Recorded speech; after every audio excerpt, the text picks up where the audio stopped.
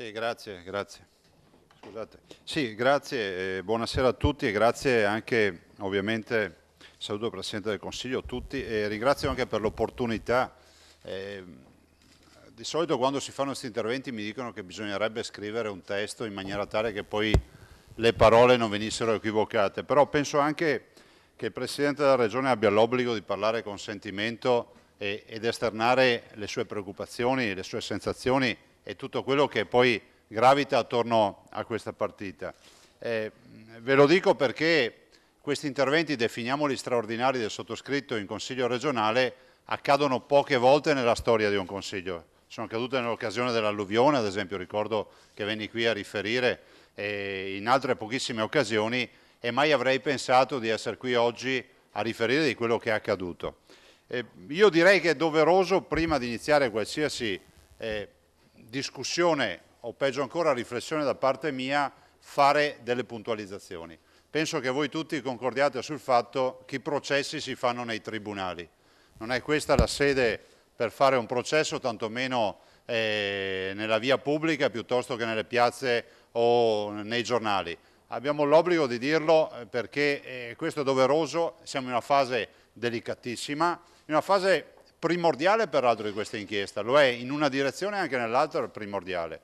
Ed è doveroso che in un paese nel quale la democrazia è un elemento, come si può dire, che ci contraddistingue e sulla quale tutti noi abbiamo fatto l'investimento della nostra vita, sia doveroso pensare che lì si fanno i processi nei tribunali, dobbiamo avere la massima fiducia nella magistratura, ma anche la necessità di dire che io spero, ma penso di interpretare anche il vostro pensiero, che gli imputati, le persone che oggi hanno provvedimenti restrittivi a loro carico, che comunque sono chiamati in causa, abbiano la possibilità, nella maniera più veloce possibile, di chiarire la loro posizione negli interessi della comunità veneta.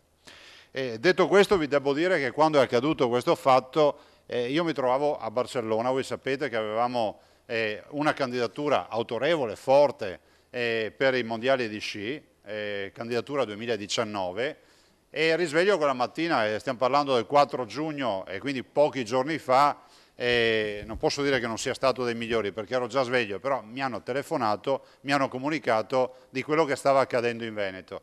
È ovvio che sentirsi dire, scusatemi, ma non voglio fare poesia su queste cose o farlo strappalacrime, però sentirsi dire che hai un amministratore che è un tuo collega che è oggetto di provvedimento restrittivo, cominci a sentire e poi arrivano le notizie, no? Come quando arriva la piena, che ti arrivano le prime notizie frammentarie di qualche piccolo allagamento e poi ti rendi conto che è uno tsunami, un fiume in piena.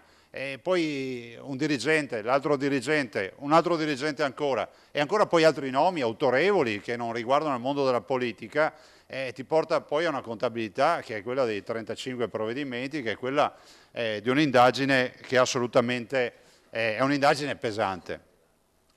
Detto questo, voglio ricordarvi che da subito, quel 4 di giugno, sono rientrato anticipatamente rispetto alle previsioni, perché poi avevamo la discussione della candidatura, e penso sia fosse doveroso, e lo rifarei comunque 1000 volte ancora, il minimo, il provvedimento di sospensione dei dirigenti e delle deleghe dell'assessore. Il provvedimento, come voi avete avuto notizia, ma è questa la sede ufficiale della comunicazione, ha riguardato ovviamente l'assessore Chisso, l'ingegner Fasiol, grazie, il dottor Artico e il signor Casarin, diciamo, in qualità di dirigente della segreteria dell'assessore.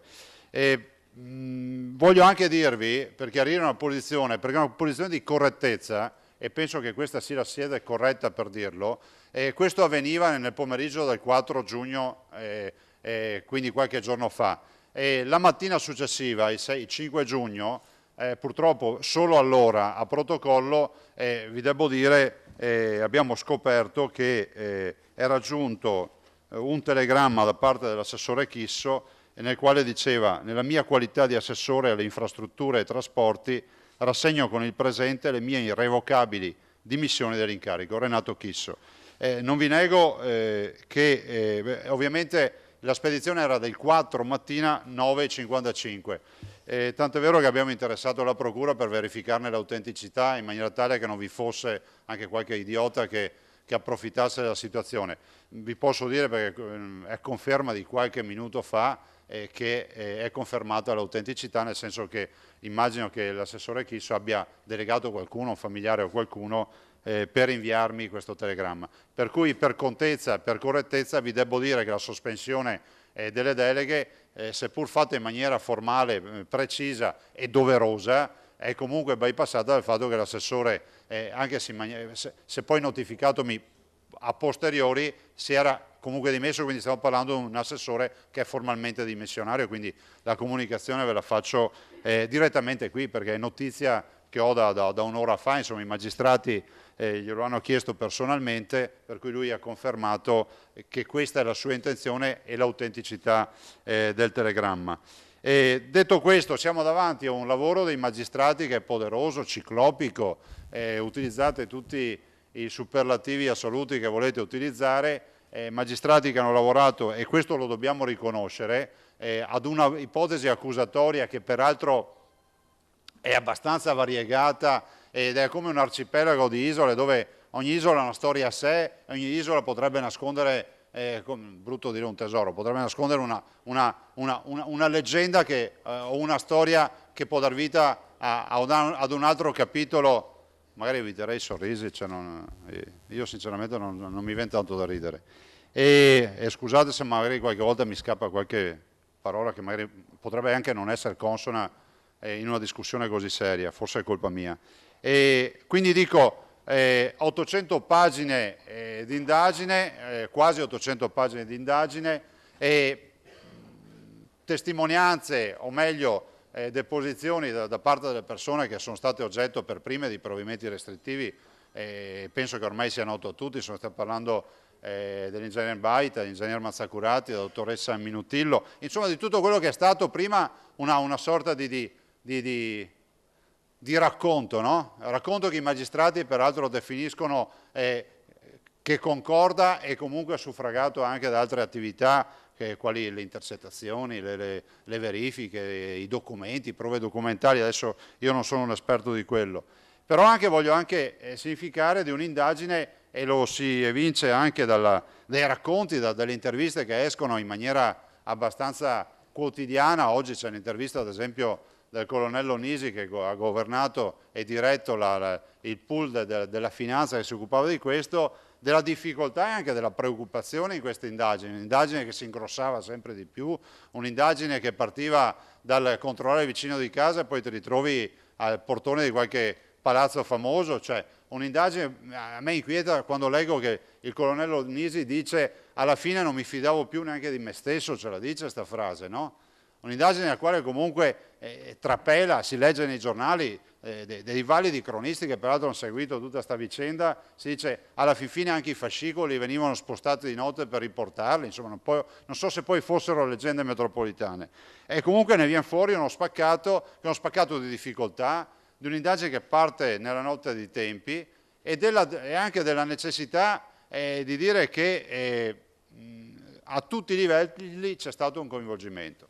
Allora la prima domanda che uno potrebbe fare, visto considerato che non siamo qui a celebrare processi, ma semplicemente cercando in maniera puntuale, spero fino in fondo corretta, di fare una foto di quello che è accaduto, uno potrebbe dire: ma qual è stato comunque l'atteggiamento della Regione in questi anni? No? Noi governiamo da 4 anni, è logico che qualcuno si ponga una domanda, perché uno potrebbe dire: vabbè, ma chi non ha letto le carte potrebbe anche dire: ma stiamo parlando degli ultimi 4 anni, degli ultimi 10, degli ultimi 20? Beh, da questa indagine viene fuori almeno l'ipotesi accusatoria, qualora fosse confermata, il che sarebbe inquietante se fosse confermata in tutti i suoi aspetti, ne viene fuori che l'indagine parte nel 2009, la dimostrazione del fatto che comunque i magistrati in più parti dicono: beh, questi fatti comunque già esistevano negli anni 90, quindi si parla degli anni 90, quindi magari qualcuno potrebbe dire: ma la seconda Tangentopoli? Beh, se fosse confermato, perdonatemi se ogni tanto lo ripeto, se fosse confermata l'ipotesi accusatoria, forse c'è una soluzione di contiguità più che una seconda riedizione di Tangentopoli. Però al di là di questo la volontà anche di ricordare che poi alla fin fine si parlano di due grandi blocchi, no? E quello che leggiamo e che comunque ne viene fuori.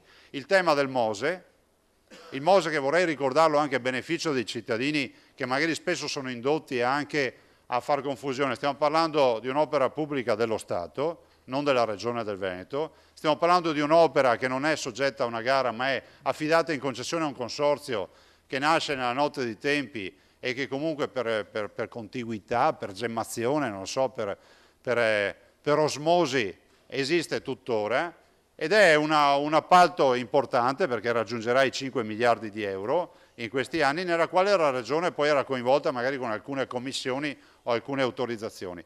E tutta questa partita è una partita che comunque è ampiamente citata dai diversi attori di questa inchiesta da una parte e dall'altra negli atti, ed è altrettanto vero che si citano anche i progetti di finanza.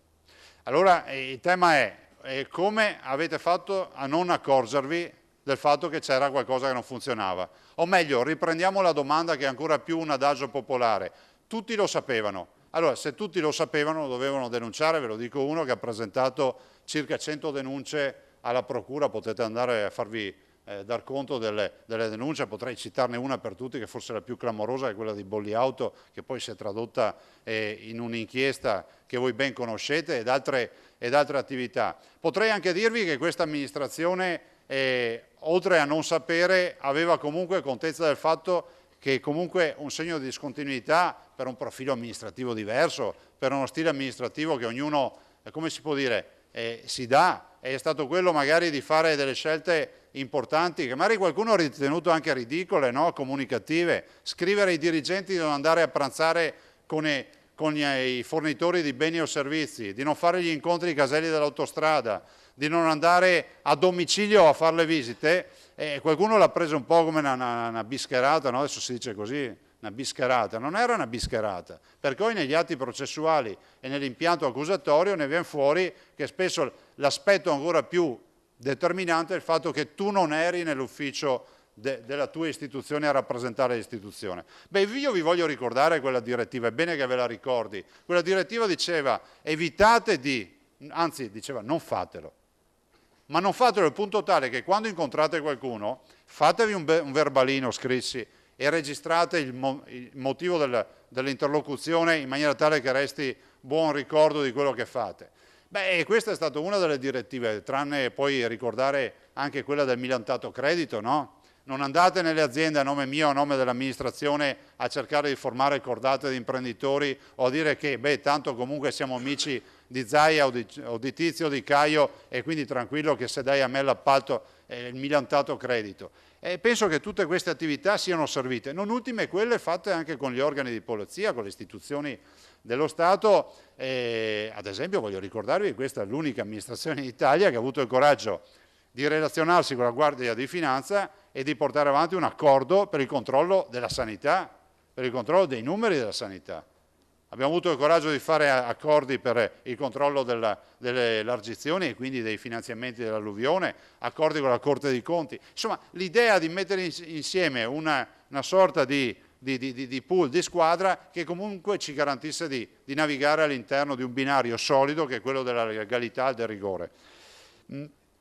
Detto questo, mi sento anche di dire che, e qua viene fuori anche un po' leggendo le carte, che il substrato, quel substrato che magari qualcuno sperava di trovare dal 2010 in poi viene meno, no? Cioè l'intercettazione, non va avanti le cose e non è più come prima, insomma queste cose si leggono da qualche parte se qualcuno si prende la briga. Ma io mi sono preso una briga che va, e non vi nego che me la sono presa, ed è stato un utile esercizio anche per me, perché poi uno potrebbe dire, vabbè ma è vero che sono partiti dagli anni 90 alcune attività, è vero che l'ipotesi accusatoria dice ma non siamo più alla tangente al pagamento pro quota ma siamo arrivati addirittura allo stipendio, tutto da dimostrare. È vero che, però è possibile che in 4 anni non si siano create le condizioni per ridar vita a questa fiammicella, questa fiamma, scusate, che comunque era già alimentata dagli anni 90. Beh, io sono andato a prendermi, siccome a memoria mi ricordavo che sarebbe stato difficile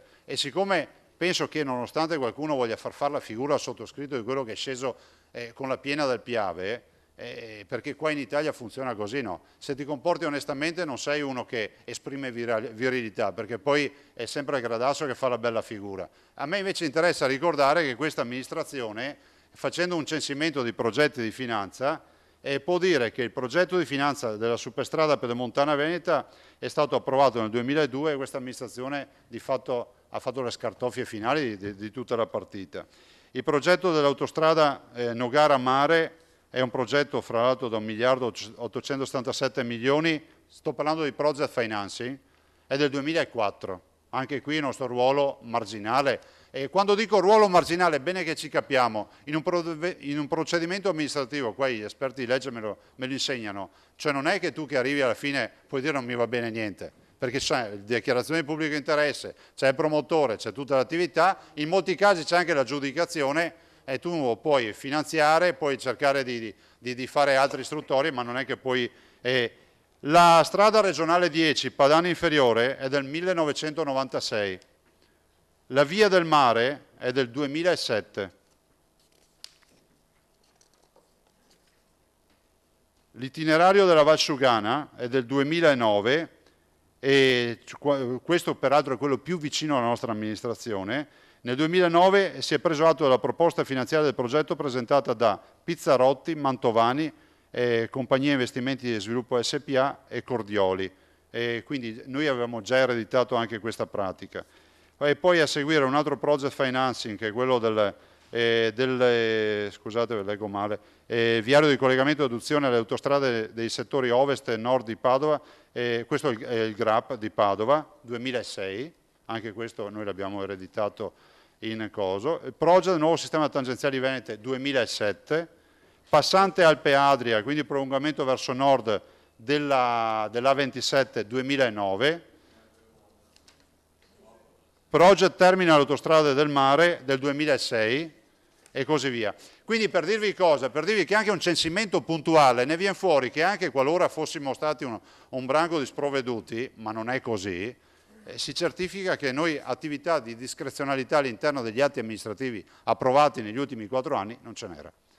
Ve lo dico perché dire che i progetti di finanza erano un ottimo substrato durante questa amministrazione per chiudere eventualmente degli accordi vuol dire una non verità, perché volenti o nolenti questa amministrazione eredita una campagna di investimenti da 4 miliardi e 300 milioni di euro, era tanto l'investimento sulle opere pubbliche, un investimento che comunque noi abbiamo onorato, ma un investimento che peraltro da un punto di vista politico, programmatorio, decisionale e di finanziamento era già deciso. Detto questo però devo anche dirvi che la sensazione, ed è una sensazione che ho trasmesso, è quella di dire arrendetevi, siete circondati. Perché a me piacerebbe anche in questa occasione ricordare che qualora fossero ovviamente dimostrate l'impianto accusatorio, che non è che possiamo solo tenere il riflettore sul politico della situazione di destra, di sinistra, di alto, di basso, di dove sia, ma voglio anche ricordarvi che qui ne viene fuori una situazione che è paragonabile a una cupola, perché quando tu leggi nelle carte dei magistrati che ti ritrovi la Guardia di Finanza coinvolta, magistrati del Consiglio di Stato, magistrati della Corte dei Conti, magistrati del TAR, e ti ritrovi ancora i servizi segreti e il magistrato alle acque e tutta una serie di una pletora di personaggi che non abbiamo capito e che saranno sicuramente innocenti fino all'ultimo grado di giudizio, e noi non dubitiamo sul fatto che loro abbiano il diritto di difendersi. Però io voglio anche porvi una questione, e sto parlando delle persone oneste che fino a prova contraria oggi non c'entrano nulla con questa attività. Mi chiedo anche un amministratore che vuole comportarsi con onestà con chi si deve confrontare. Allora io penso che il tema della legalità sia un tema endemico in questo Paese. Sia un tema endemico al punto tale, e io lo penso sempre quando mi chiamano a firmare i protocolli di legalità. Quante volte abbiamo sentito questa frase? Venga a firmare il protocollo anticorruzione, il protocollo della legalità. Ma se c'è un limite di velocità a 130 all'ora in autostrada, lo devi rispettare, non dobbiamo firmare un protocollo perché tu vada con la macchina al di sotto di 130 all'ora.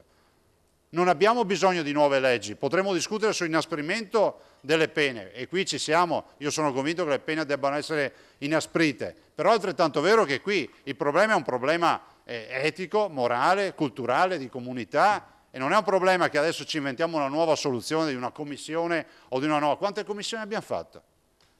O di una nuova legge nazionale, ma non lo dico contro i nostri interessi, lo dico a favore dei nostri interessi. Dobbiamo prenderne atto che è un problema culturale. E ci sono stati altri paesi che hanno affrontato questi temi e questa mattina l'ex ministro Severino faceva un bel esempio che lo mutuo, non è farina del mio sacco, ricordava l'esempio, lei come professionista e come docente incontrò il problema della corruzione a Hong Kong.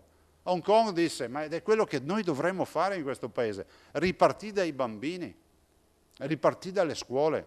Sembra quasi banale dire che tu parli del Mose, parli di un signore che dichiara nei giornali che ci costava, scusate il termine, noi versavamo circa 100 milioni all'anno al consorzio e poi tu parli dei bambini che vanno alle elementari.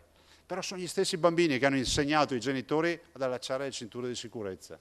E io penso che questo sia fondamentale, una presa di coscienza che questo è un problema sociale e non per fare lo scaricabarile. Chi sbaglia deve essere punito, sonoramente punito, radiato da tutto quello che è il ruolo pubblico, ricondotto a una vita di umiltà, magari tagliando anche le prebende che magari si guadagna negli anni, però è fondamentale che comunque si faccia questo salto, che è un salto culturale. E a me inquieta l'idea che comunque molti degli interlocutori che io consideravo affidabili e penso alle istituzioni dello Stato, poi magari quelli che ti controllano, poi ti accorgi che non sono comunque così tanto affidabili. Io spero che i magistrati facciano luce, magistrati che comunque si sono anche dimostrati, qua lo dobbiamo riconoscere, rispettosi delle persone. Questa è un'inchiesta fatta che farà scuola, chi si intende di carte, scusatemi, dice che comunque questa inchiesta farà scuola semplicemente anche partendo dalla base giuridica, come è stata affrontata, dalla anche segretezza con la quale è stata gestita. In altre procure 5 anni di inchiesta come questa sarebbero finite sui giornali in tutti i loro stralci, con nomi. Guardate, devo anche dire, personalmente dico, potrei parlare anche contro i miei interessi, anche con la tempistica giusta.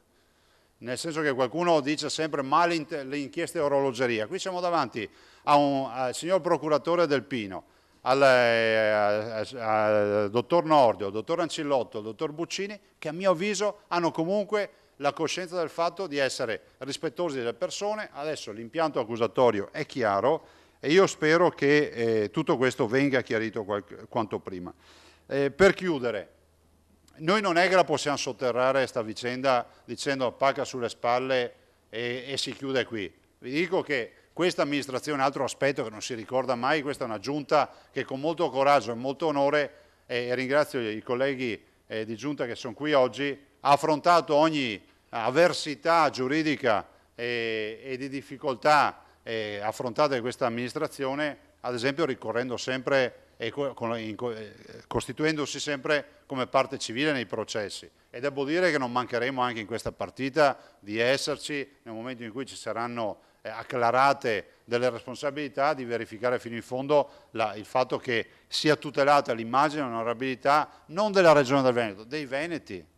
Guardate, io vi dico, è una confidenza, ma a tutte queste persone, che giornalisti, le confidenze durano poco. Però, guardate, se voi andate alla candidatura dei mondiali di Cortina e ci andate lì vincenti, perché i voti ce li avevamo, perdi per 9 contro 8, perdi contro una località che ha avuto i mondiali nel 2007 e perde una località che li ha avuti nel 1956.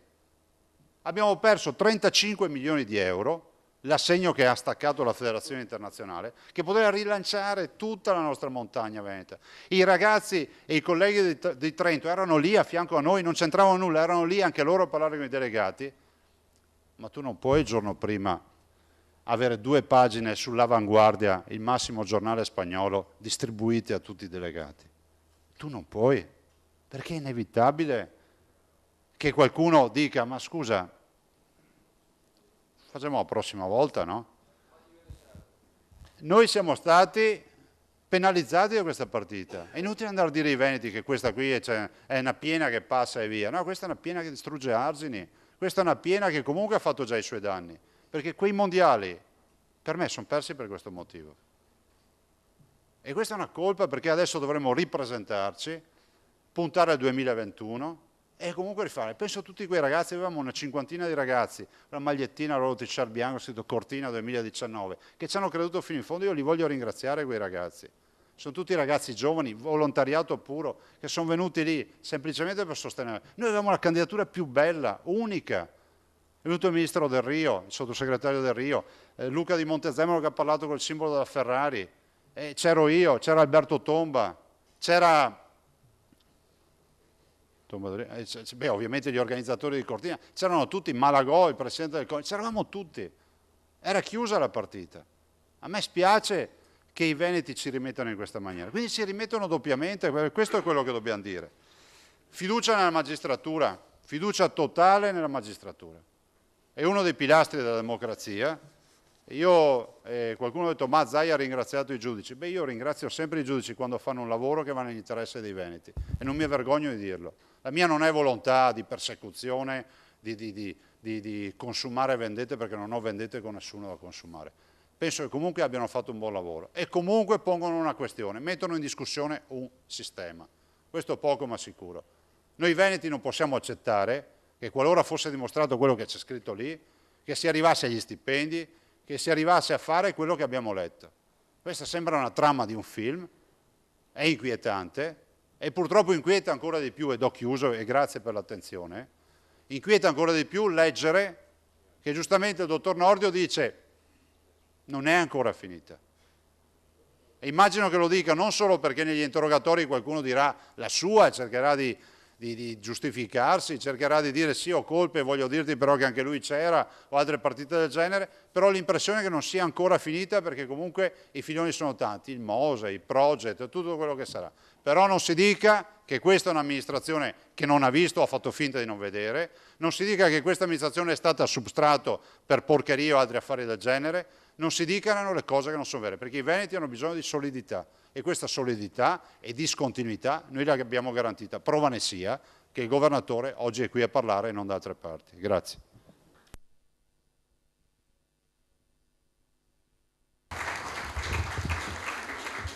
Grazie.